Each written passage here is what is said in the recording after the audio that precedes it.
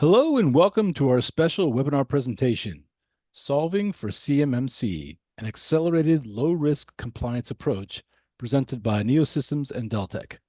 I'm Don Carnevale, Marketing Director at NeoSystems, and I'll be the moderator for today's event. I'd like to remind you that you can send in questions for our presenters at any time using the Q&A area within Zoom. Also, the presentation slides and recording of today's webinar will be made available within a couple of days after the webinar. Now let's get started. I'm pleased to present our host for today's discussion, Stuart Itkin, Senior Vice President at NeoSystems. Stuart? Hey, Don, thank you. And thank you, everybody, for joining us today. As Don said, my name is Stuart Itkin, and I am a Senior Vice President with NeoSystems. NeoSystems has been committed to supporting the government contracting community for over 20 years, and we've been a valued Deltek partner over that period of time.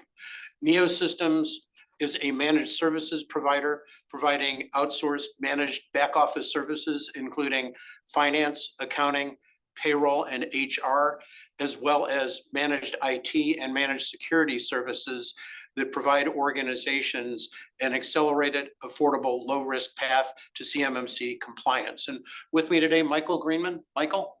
Thanks, Stuart. Thanks for having me. And I'm the Senior Product Marketing Manager focused on cloud and cybersecurity for Deltek. And I've been with Deltek about 3 years now. Deltek is a company focused on project-based businesses, do a lot of work with defense contractors and a variety of different solutions, ERPs.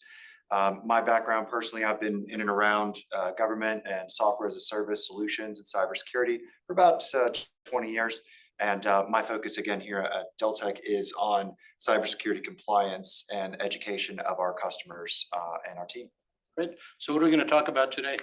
I figured we'd talk about CMMC, if that's all right. Yeah. So you can see the agenda here in front of you now. We're going to start with why CMMC is here when it eventually becomes a final rule, of course. Give you a little bit of background. You can't start a story without the history. So we're going to do a little background there. Stuart will go through that. What's in scope? Stuart, one of the brighter minds in the CMMC world, is going to walk us through all that. Then we're going to pivot over a little bit to talk about external service providers and where does that join take place between a managed service provider and a cloud service provider such as Deltek. And then we're going to dig a little bit further in on the Deltek side to talk specifically about our cost point GCC moderate solution and how we support compliance requirements for our customers. And then really kind of wrap it all together with how we build a compliant, supporting compliance, secure work environment, and then yeah, really how this is going to relate to CMMC. It should be fun. So let's start with kind of why this is being put in place, and maybe a little bit of an anecdote. If we kind of remember, what was it, about a year ago, a report of a weather balloon from China floating over the United States. You couldn't turn on the television and not see something about it. And it was really kind of amazing how interested people were in this. Well, when we think about it, every single day, we're being attacked by nation state adversaries that are trying to get access to information from government suppliers, trying to disrupt the government. The best way to be able to disrupt the government is just to disrupt the supply chain, affect those that provide goods and services to various branches of government. And yet, with these attacks going on every single day, people don't seem to have the same sense of concern, except for this weather balloon that we saw flying over the United States. And DoD, other agencies have put measures in place to try to protect the information that government shares with its subcontractors, its contractors. But over time, these mechanisms have just proven ineffective, largely because organizations, found that they weren't being enforced, they weren't being made to do these things. And as a consequence, they just didn't follow through on these. And the consequences of this have been fairly dire. We've seen theft of intellectual property. We've seen a diminution of our US military technical superiority, and weapon systems that we've developed that our warfighters depend on have been compromised. recognized. If we look at such things as a Lockheed F-35 strike fighter, took the US government a decade to be able to develop the F-35. The total program cost is well over $1 trillion, yet less than 2 years after the US introduced the F-35, the Chinese introduced a carbon copy, the J-21, that was based on information stolen from defense contractors, subcontractors on the F-35 project. And Right down to the faulty cockpit. So we heard that story exactly this week. Yeah. And another example, there was an incident called Sea Dragon. Sea Dragon was a project name for a hypersonic ship-to-ship missile. This is something the Washington Post reported in, I think, of 2018.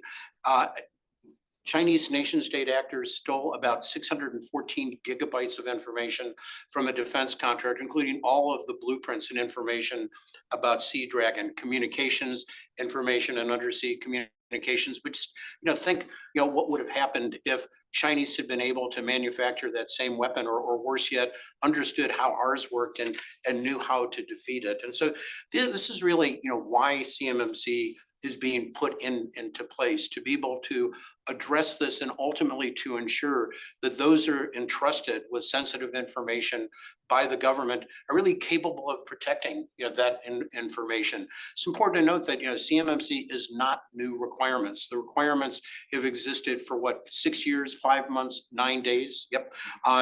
Since December 31st, 2017, which was when NIST 800-171 became a requirement for all defense contractors.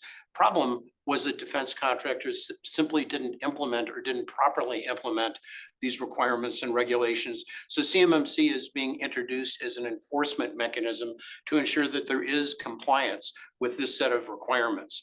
So kind of a quick overview on CMMC. We could go into a lot of depth if you're looking for more information. And we have information on our website. Deltek has information available on CMMC. Just at a high level, CMMC, there are 3 different levels depending on the sensitivity of information that you and your organization hold. If you hold only federal contract information, then you only need to comply at level 1 of CMMC. Level 1 is 17 controls. It's actually the 15 controls that are in FAR 52204-21, kind of referred to as basic cyber hygiene. And the requirement is that an organization self-assess and report the results of its assessment against those 17 controls on an annual basis, and that they have a senior official affirm the results of that attestation. Level 2, organizations that store, process, or handle CUI need to satisfy the requirements at level 2. And this means satisfying all 110 requirements in NIST SP 800-171. This is kind of the source of the requirements. This is also, though, an open book test for organizations. If you want to understand how to implement those requirements, how they're going to be assessed, read 800-171 Alpha, which provides all of that information for an organization. And finally, level 3 is really going to be restricted to about 1,500 organizations that have highly sensitive CUI, and probably majority of people that are tuned into this particular webinar are likely to be unaffected at level 3, most likely to be affected at level 2. So people have asked, is this happening? When is this happening? And certainly it's been a long time in getting us here. I think a key event was the publication of the proposed rule day after Christmas. It was kind of a late Christmas Day gift, but this really kind of put in motion the fact that CMMC is going to happen, and kind of gives us some insight into what the timeline is. And so if we look at the timeline, you see the proposed rule came out after Christmas. There was a period in which organizations could submit comments. Those comments are now going through an adjudication process. This kind of needs to go through the Millett Office of Management and Budget. It needs to be reviewed by Congress, but ultimately, we expect to see this published as a final rule probably around the first of the calendar year of next year. And according to the proposed rule, this will be released in a series of phases. Phase 1 will become effective 60 days later, or approximately March of 2025. So if you are going to receive an award or a renewal on March 25 or after, at a minimum, you need to have submitted a self-assessment. Second phase starts roughly in September of 2025. Phase 2 requires that if you have CUI, you need to have had a certification assessment by a authorized C3PAO third-party assessment organization and needed to have at least gotten a score of 88 out of 110, and you have 180 days to be able to remediate those items that you didn't pass. And finally, level 3 will become effective kind of March of 2026. That will require having passed a CMMC certification assessment, having a certification as a condition of award from that period of time. And kind of fast forward, by March of 2027, all contracts issued by the DoD will be expected to satisfy the requirements of CMMC. So lots of time. But, well, not really. Not really. Because when you think about the amount of time that it takes to prepare and put all of those requirements in place, not just the technical requirements, policies and procedures, and then actually follow and do those things, develop the evidence or documentation that you've been doing them, takes time, as well as the time to prepare for assessment. So an organization that really doesn't have a lot of time. And in fact, we've said to organizations, if you haven't started yet, it's probably just about the time. And if you have a really complex environment, you may want to find a time machine, revisit 2023 and get started then. It does take time. Scope is it's important to understand. And I think the point we make to people is this is not about cybersecurity, it's about information security. And so it's not just protecting your IT, whether it's in a data center in your office or in the cloud. It also has to do with ensuring people who are handling have access to sensitive information, certain requirements, your facilities in which they operate, those are in scope. The cloud services, the managed service providers that you work with are all in scope for this. And some organizations, especially large commercial organizations that also do business with the government, you may find that enclaving is an effective way of reducing that portion of their IT, of their people, of their facilities that are subject to regulations. And again, we've talked a little bit about some of those solutions as we move forward, but important to note as well that there's help available to organizations. You don't need to do this all of yourself. Within NIST 800 171, it says that non-federal organizations, that's contractors and subcontractors, can implement a variety of these controls either directly or using external service providers. So I know you're an external service provider, we're an external service provider. So let's talk a little bit about external service providers. And they generally fall into to two broad classifications. First, there are those that are referred to as managed service providers. And managed service providers are organizations that provide or manage the IT for an organization. They do such things as help desk, patching, system maintenance, and so forth. And there's a requirement that managed service providers that you work with have been assessed at the same level that you are. If you're choosing a managed service provider and you need to be assessed at level 2, that managed service provider actually needs to have completed and received the final certification at level 2. Important also to note as we talk through this that while you can kind of outsource the responsibility, somebody else doing the work, that you as the organization that is performing on behalf of the government or for the government still remain accountable. So while there are regulations and requirements for managed service providers, what about cloud service providers? Maybe talk a little bit about what they are and what the requirements for cloud service providers are. Yeah, and that's the brilliant thing about this webinar. What we're getting together and doing today to talk about is how the two kind of come together. The way I kind of wrap it around in my head is there's protection with the contractor on the ground, more or less, and then you've got external, you've got the cloud, right?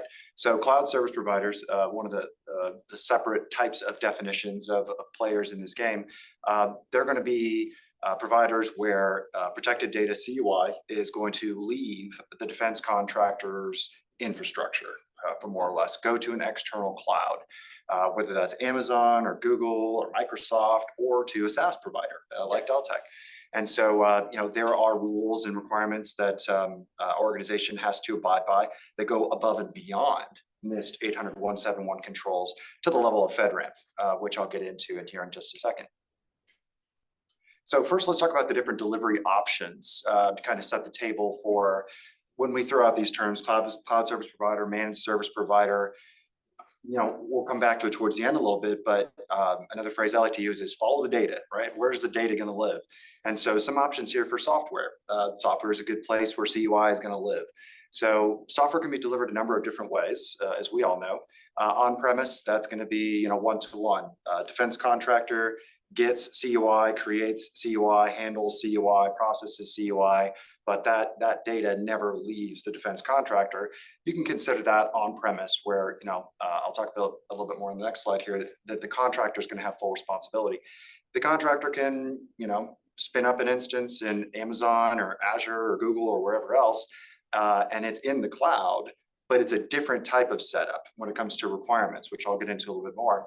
And then you got your managed service provider, where NeoSystems, for instance, you may host applications, you may host data for your customers.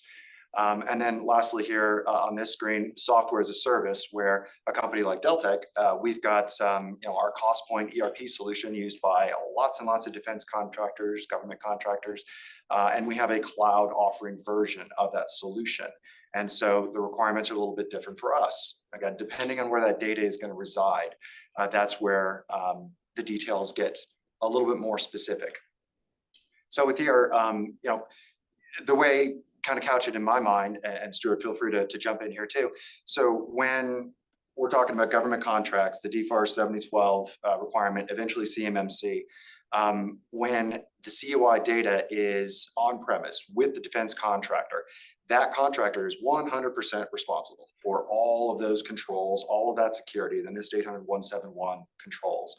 If that same defense contractor takes that data in another software application, or for all intents and purposes, puts it into a cloud environment of their own, whether a storage area within the cloud, whether it's GovCloud or commercial, they're going to be responsible for a little bit less. They inherit some of the infrastructure's security controls. But in a solution like ours, what I like to say, and what we've kind of delivered to our customers, is that when we're providing the software that's going to store the data, and we're putting it in our cloud solution, we're going to be able to cover a lot more and reduce the burden of the customer for the data that is inside our applications as a service, right? Our customers will inherit a lot more security, where they're left with the things that we can't provide: documentation, user access, all the specific things that are outside of that scope. And kind of a little bit further on our CostPoint GCCM solution, just in general, our tool is used by a lot of different contractors, as you will know, and Neo knows, and many of our prospects in the industry know. Not only do we focus on security and compliance, but we're going to offer so much more benefit with our solution in our cloud or delivered elsewhere. But when our CostPoint solution is delivered in our cloud offering, we call GovCon Cloud Moderate, or GCCM, you get all these great benefits as a total delivery. But in our webinar today, I know we're going to focus more on the security and the control, inheritance, and those details that go along with it. So I've got a little animation I always like to show here, building analogy, in that if a customer, a defense contractor that's got protected data, decides to host in an application, or if they're using a service provider that hosts their software application in Amazon's cloud per se, you're going to inherit all that security. You get all the doors, you get all the windows, you get all the locks, you get the security. They're there to protect the building. But if you're actually looking at the amount of inherited security that you get, you're really only getting a portion of it. And that's all the pieces that Amazon, with their infrastructure, can deliver. A lot of times I'll hear it on the road that there are software providers out there that say, we're in GovCloud, they're FedRAMP high, we're FedRAMP high. Does not work that way. If you're a software provider and you are hosting your solution, even in Amazon's GovCloud, the customer whose data lives in your software, and your software that lives in Amazon's GovCloud, does not become FedRAMP high or even FedRAMP moderate. They inherit a portion of those controls. And the customer is still responsible for about half in this depiction. This is Amazon's graphic. They say, look, this is where we end and you begin. And that's a difficult concept, I think, sometimes for people to understand or to process. It seems too that even some cloud service providers don't understand that. I mean, we've run across cloud service providers that said, well, we've simply stood up our application in AWS GovCloud, so we've met the FedRAMP requirement. Yeah. Easy, yeah, right. The easy button. Now, just like with everything else, the devil's in the details. Yeah. So what things might be missing? This graphic that's up here right now kind of depicts that. There are things that are optional, that are configurable, that are different from company to company, business to business. And again, Amazon themselves lay it out like this, that they're like, you want data encryption? That's on you. You've got to do these extra things, even in their top environment. So what we do a little bit differently at Deltek, especially with our CostPoint GCCM delivery, is that we take that wonderful, gorgeous building that's got all those great security protections and details, and we're going to add so much more value on top of it because we're taking care of the security configurations, we're taking care of the encryption, we're taking care of all of the details that our customers would normally have to take care of themselves, because unless the cloud service provider has gone the extra mile, that's going to be on the customer. And there's lots of bad assumptions about that. And as I'll get into a little bit, there's ways to determine this from a shared responsibility matrix, which is a part of the disclosure process. And if your cloud service provider is so willing to do so, perhaps they're on the FedRAMP marketplace, which we'll chat about a little bit more. But just kind of close out this graphic here, the customer is only responsible for the things that they can control. The documentation, the user access, the privileges, things like that. Everything else is going to be covered with our particular offering. And that is a differentiator that kind of goes into this whole depiction. And if that's not descriptive enough, here's another way to look at it. On the left of this graphic, you can see that the Amazon GovCloud, AWS GovCloud, is a secure perimeter. And there are SaaS applications that are not necessarily within that boundary, right? They're on top of that boundary. They are inheriting, they are protected by some of those controls, but they're still exposed. And so they're vulnerable to threats. And Defense Department knows this, assessors know this. And unfortunately, a lot of contractors might find out the hard way that they're not aware of this. So looking over on the right, our solution case in point, we've gone through the ringer. We've had external assessments. We've implemented additional security controls. So we've extended the boundary that we inherit on top of the AWS GovCloud to surround our CostPoint GCCM application so that we're going to mitigate a lot more of those threats than any other out-of-the-box or even commercial SaaS application is going to do, which is extremely important, as we both know, for our industry here. And I come back to the point we made earlier, about that, you can outsource the responsibility, but you can't outsource the accountability. And so I think the level of documentation and the rigor that's been provided with respect to CostPoint, it provides the assurance. What are the other things that somebody should be looking for if they're evaluating cloud service, just to make sure that in fact that the cloud service is kind of doing those things that it's saying that it does. Yeah, and again, devil's in the detail, right? If you can have a cloud service provider that has had external assessment, has had audit, provides you with a shared responsibility matrix that shows not only do they help their customers, defense contractors, meet the 800.171 control requirements, but go beyond that to the FedRAMP requirements, to the 853 requirements, the additional security controls that ensure that sensitive information that doesn't rise to the level of classified is protected, and we protect the data. Yeah, very, again, very important that organizations recognize that and ask those, those tough questions, those important questions. But again, I want to come back to, we've talked a lot about, compliant environments and being compliant within the cloud, but compliant applications need to be operated compliantly.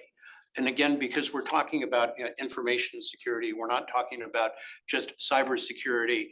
The scope includes, yes, the IT, but it includes the people, it includes the facilities, it includes those cloud services and those managed services. And protecting that information requires policies and procedures for handling and for managing the environment and for managing all of those things. So what becomes important is that within your organization, you establish what we refer to as a secure work environment or a compliant work environment. And this really starts with the IT and ensuring that the technical requirements that exist within NIST 800-171 have been satisfied, that the security controls have been put in place, and so forth. But it's also about establishing then a series of policies and procedures beyond that that ensure that you have steps in place and that you're following those steps to ensure that your environment remains compliant over time as you make changes to your IT, that in fact you're doing it in a way that the configuration that's created is still appropriately documented and it meets the security standards that have been put in place. It means policies and procedures that relate to the people that you have, policies and procedures that relate to the facilities that could be in place. So policies and procedures are really how you manage the environment. They're the things that you do to, again, ensure that you stay compliant. The second becomes the facilities. And with respect to the facilities, it's a matter of ensuring that CUI within those facilities and people that work within those facilities, that they are secure, that they are protected. Again, that there are locks on the doors so that somebody just can't come wandering in, requirements for a visitor log that is maintained, requirements for escorting people as they go through, requirements for individuals to ensure that, that their screens aren't left with CUI exposed to it, or there isn't information that is left on their desktop. So third has to do with people that you have within the environment or within your organization. Again, people is important because not everybody is entitled or eligible to handle all types of information. CUI, if you have what's referred to as basic CUI, requires at a minimum those who have access to it are US persons. They either are a US citizen or they have a green card. Other types of CUI, specialized CUI such as ITAR, are restricted to those that are US citizens alone. And special requirements, not just for the people, but also, of course, for the IT environment that exists with respect to data residency. There's also requirements that people are screened beforehand, again, to ensure that they meet these requirements of citizenship or being a US person, but also that they don't represent a security risk, that they're not somebody who may have an outstanding warrant or somebody who may have, again, another situation that could represent a risk to your potential business. Ensuring that that those policies and procedures above that are put in place to ensure those things and that those are followed. And finally, with all of that, it's a matter of ensuring that there is management, and this is overseen to operate the IT, to ensure that the policies and procedures that have been put in place have been implemented properly, and more important, that they're being followed. And if you do all of these things, that if you start by securing at the very basic level your information technology, that you build policies and procedures for being able to manage the environment, for being able to manage how information is handled and how it is stored, processed, and transmitted. If in fact you're, again, securing the facilities, if you're ensuring that the people are eligible, have been trained before they have access, then again, you can have the confidence that you've built an environment in which you're not only protecting the information with which you've been entrusted, but that ensure that you're securing your business itself and protecting the information that your business has. And this is exactly what we do at NeoSystems. We work with organizations first to be able to help them achieve compliance, to satisfy this set of requirements, both the technical requirements and the non-technical requirements, adding in addition to the cloud services they may work with, like CostPoint, an environment in the Microsoft cloud that addresses the technical requirements. And then we provide the policies and procedures that have been vetted to be compliant and satisfy these requirements. We teach our clients how to use and operate within these policies and procedures. And then again, we help them adopt them. Second, we manage the environment for them. We'll manage their IT to be able to provide the depth of resources to ensure that they have the specialized resources that are needed. Things like incident response. Hopefully you never need an incident responder. It's like why there's a fire department. Everybody doesn't have their own fire department, but you want to be able to share that service so that if you ever needed one, it's available. Similarly, with respect to incident response. So as a managed service, we can provide and make the services and the support available if and when it may be needed. And finally, things change. Organizations add applications to their environment. The government sometimes changes its regulations and requirements. And so it's a matter of also ensuring that the environment stays compliant, that it goes through change management processes, that the organization is doing the things that it does, so that when it comes up for a re-compliance or recompete, that it's doing the things that it needs to. And you referred earlier to how when you're using a cloud service, there are certain requirements out of the NIST 800-171 controls that are inherited from the cloud service provider. Like you don't need to worry about putting a lock on the data center because Deltek probably puts a really big lock on your data center.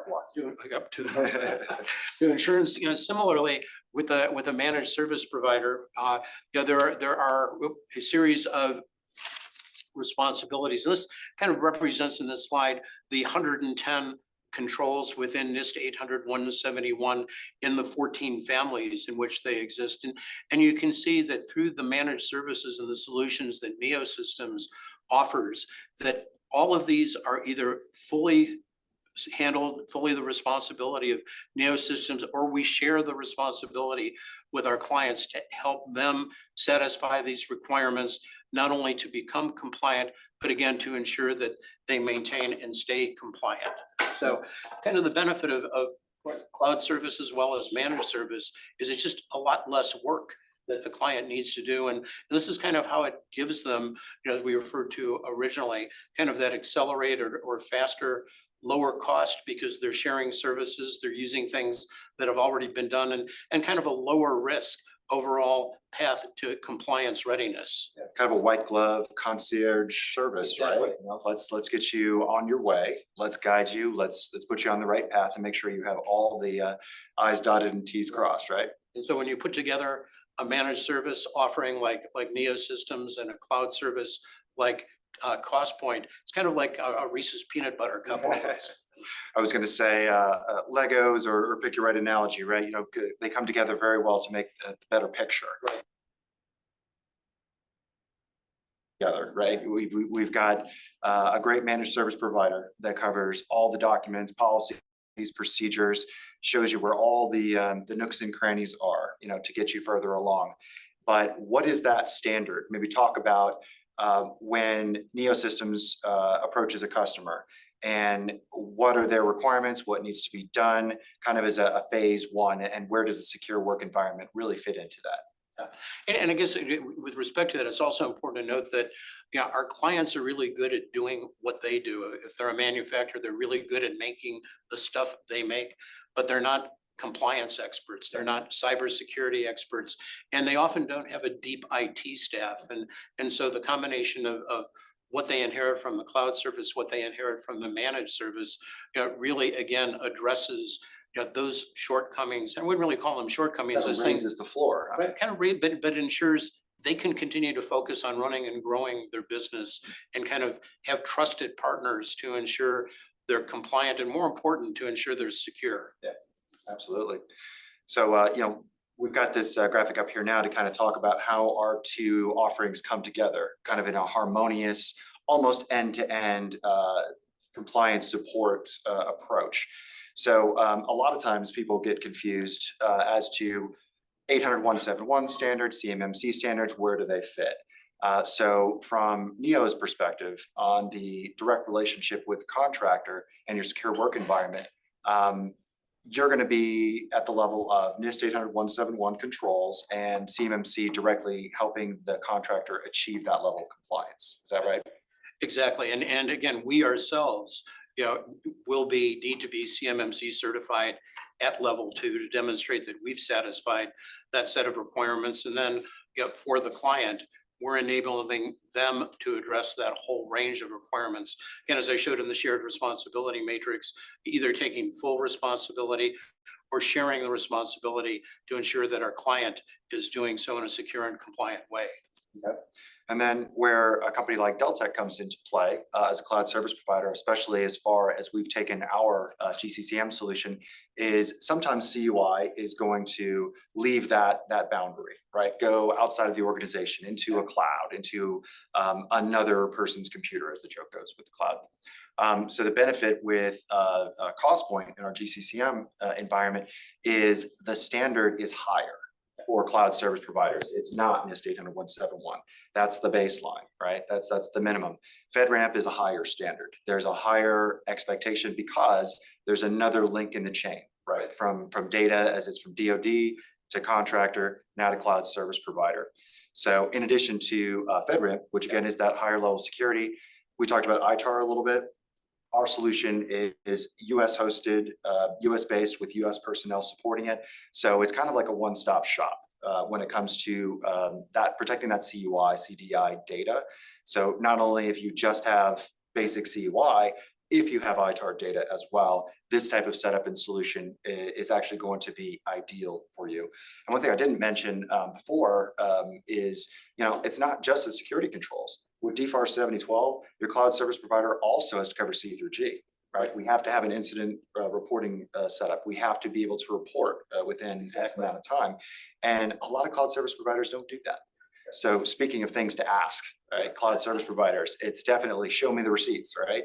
Our CostPoint GCCM solution is listed on the FedRAMP marketplace, has been since January. That's one step along the way. We're doing more. But we're also able to support ITAR data with that environment and certainly cover C through G as well. So kind of rounding out this discussion here, from my perspective, this looks like a pretty good solution for somebody who needs help navigating how they're going to protect all that data from starting the contract, getting into a defense contract that requires the protection of CUI, CDI, all the way to using an external cloud provider for a software solution that's going to help them on compliance on a number of other fronts. And early on, I know I mentioned that that for organizations, especially an organization that's hybrid, that's doing commercial work and doing some DoD work, the potential of looking at creating an enclave, kind of reducing the footprint of that part of the organization that is subject to the DoD regulations. And this provides a kind of a great solution, rather than perhaps trying to make whatever we have existing. And it could be, again, a multinational solution that isn't capable of being compliant. Restricting your ability to go to the cloud, right? Exactly. Another option. So creating just kind of a separate enclave that incorporates NeoSystems managed services and CostPoint in the cloud really represents an easy way for those organizations to be able to satisfy those requirements for that part of their organization that does business with the DoD. And still use, relatively, market adopted applications, right? Exactly. And not feel restricted because of the data that they're handling. Exactly. That's what I've seen in the value of that solution. And I think, again, last point, what's important with this is that it's not just having the NeoSystems managed services, or it's not just having CostPoint in the cloud. It's really the combination of those two that create a secure, compliant work environment and enable a client to, again, be secure, to be compliant, to address all of those requirements under NIST 800-171. And I think, as you pointed out, importantly, under DFARS 204-252-7012. So yeah. That sounds great. Where do I buy it? Reach the questions portion. I think we have. So Don, have we had any questions? We have had a few questions come in, Stuart, so I'll just go ahead and begin reading off. The first question is, I've heard a number of claims from service providers about the time and expense involved to get CMMC certified. How do I make the best choice or avoid making a bad one? So that's a really great question. I mean, we've seen claims from service providers that are just, I think, incredible. That we can get you compliant in 2 weeks, that we can, yeah, and literally we can get you compliant in 2 weeks. We saw that claim. It was just, again, amazing that somebody, would even gravitate towards that. But CMMC 800-171, it takes time, it takes investment. It's, there's not a panacea, there's not a magic wand. And there are a lot of really good managed service providers. There's a lot of good cloud services that are out there. We're not the only offerings. I think we're probably two really good ones. And the benefit is that we've come together to be able to provide a comprehensive solution. But the best thing to do is to make sure that you screen and ask questions, and ask a managed service provider, have you satisfied the NIST 800-171 controls as you're required to do? What score do you have with respect to the NIST 800-171 controls? Do you have clients that have gone through and been assessed and have demonstrated that they have satisfied this set of requirements? And in fact, there's a set of questions. If you visit the NDISAC, the National Defense ISAC, there's a whole section on kind of how to select a managed service provider, how to select a cloud service provider. But again, there are a lot of good ones out there, but you need to make sure you're asking the right questions. If you make the wrong choice, it's going to cost you time and money. You'll get to the point of being assessed, find that you don't pass the assessment, you'll potentially not get an award that you're anticipating getting, and you'll need to kind of redo all that. Making the wrong decision, either with a cloud service or a managed service, can end up being very costly. Okay, next question we have is this. How can a contractor tell if a cloud service provider meets the correct security requirements for a DoD contract? Yeah, now it kind of dovetails nicely with the previous question. My response to, when I get this question a lot of times is check the receipts. So the proof at this point, until additional rules are implemented, whether the CMMC proposed rule or others that are expected to come down the line, is the shared responsibility matrix, or customer responsibility matrix, SRM, CRM. It's really up to a customer client to look at that and discern what kind of security they're getting, right? Who's responsible for what? If the cloud service provider is not responsible for a whole lot and you're responsible for a lot, that's not a good sign. You want it the reverse. You want to inherit as much as you possibly can from the cloud service when you are going to store sensitive data, CUI data, with that cloud service provider. And you want to make sure it is completely clear who's responsible for what, who's in what lane, what's shared, what belongs to you, what belongs to me. Beyond that, it's not just 800-171 controls. It's the 800-53 controls, aka the FedRAMP moderate baseline. So if you read the DFARS 7012 rule, top to bottom, it's FedRAMP moderate baseline equivalent. It's an incident response reporting plan and all of those details. So you'll see some of that in a CRM and SRM, but really what the market's kind of moving towards, especially with the DoD memo, is show me proof, right? Show me a body of evidence, show me FedRAMP authorization, show me FedRAMP moderate equivalence with all these details. The one challenge on that point is, case in point with us, Deltek's cost point GCCM is on the FedRAMP marketplace, but we don't have an ATO, we don't have an authorization, because we can't get an agency sponsor, because we don't sell that product to federal agencies. So our hope and what we're working towards is we're building our body of evidence to the level that was described in the DoD memo. And that'll be up for other. But it was a big investment of time, a big investment of money, and a real commitment that you've made to ensure that you're satisfying the requirements of the FedRAMP moderate baseline. Absolutely. Deltek serves some of the largest contractors that there are. Their security is second to none. Their security requirements are second to none. So our customers have driven our innovation, our investment in security. And when we rolled out our GCC moderate cloud, which is only 4 or 5 years old now, it was built with ITAR security in mind. It was built with DFARS 7012 security in mind. And now moving forward, it's going to be supporting the CMMC requirements of our customers. Good. All right, the next question. I've heard about something called joint surveillance. Can you explain what that is and what I should be doing with it? that joint surveillance done? I just want to make sure I heard that. So, Correct. okay, so joint surveillance is a program that was put in place to enable organizations to kind of get a head start on receiving a CMMC certification. An organization that believes it has completely satisfied all of the CMMC requirements, that it's using a compliant cloud service, for example, that it has all of its documentation and objective evidence, can apply for this program in concert with a C3PAO, an authorized CMMC third-party assessment organization, and go through technically what is a DIBCAC high assessment. The DIBCAC, a division of or part of the DoD, is the one that does cybersecurity assessments. It's the DIB Cybersecurity Assessment Center.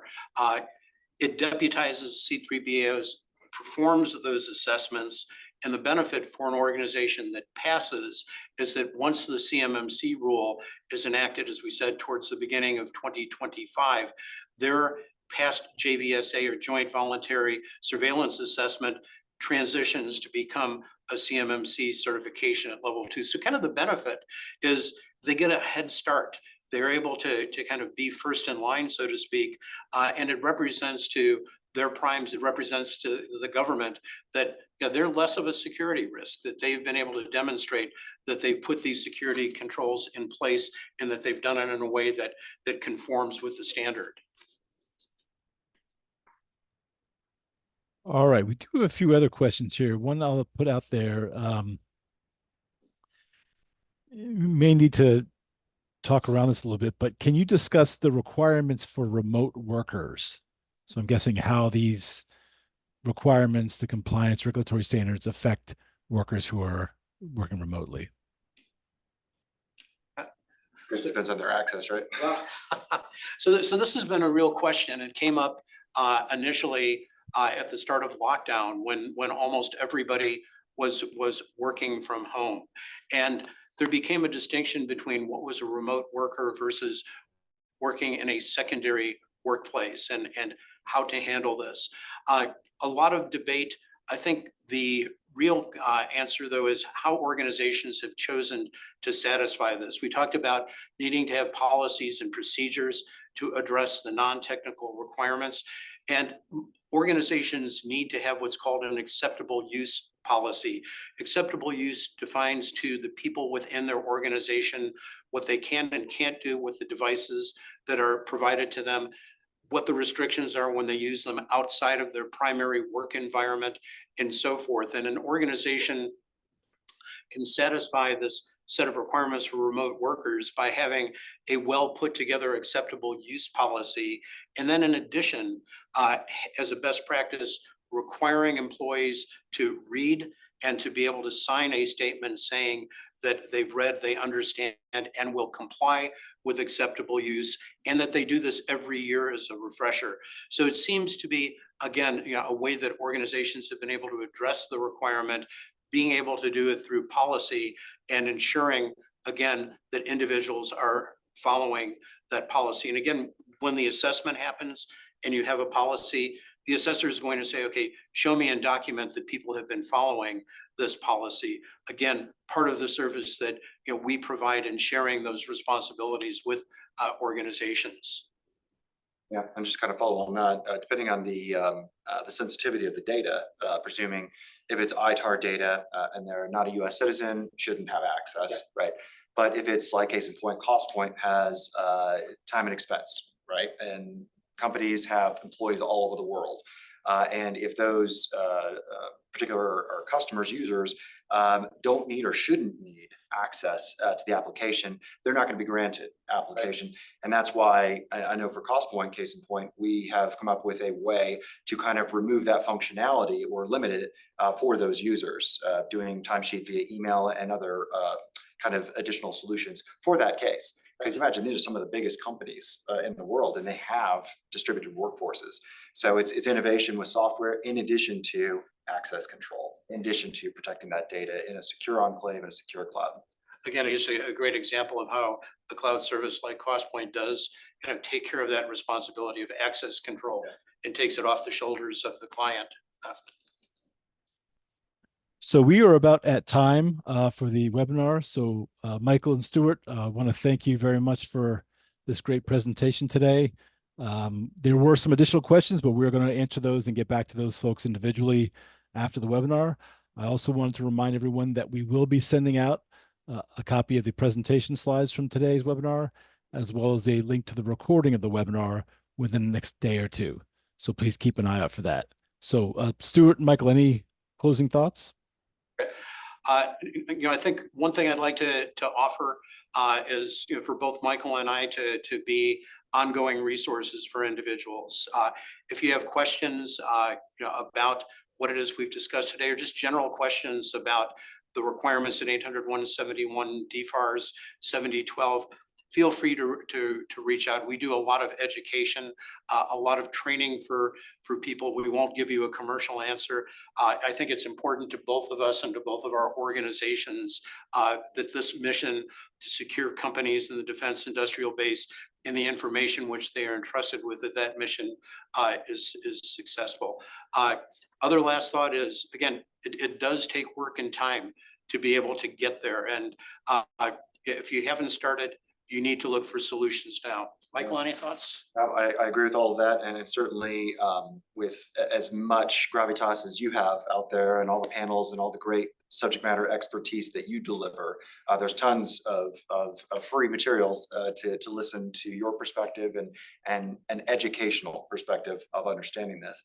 And my takeaway, I'm relatively new to the cyber world, in the past 5-6 years, it's that there's a lot.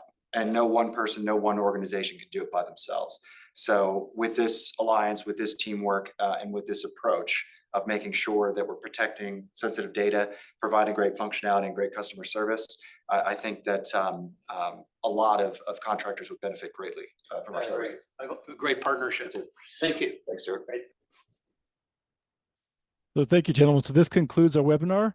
Again, we look forward to seeing you at the next NeoSystems and Deltek event. Have a great day.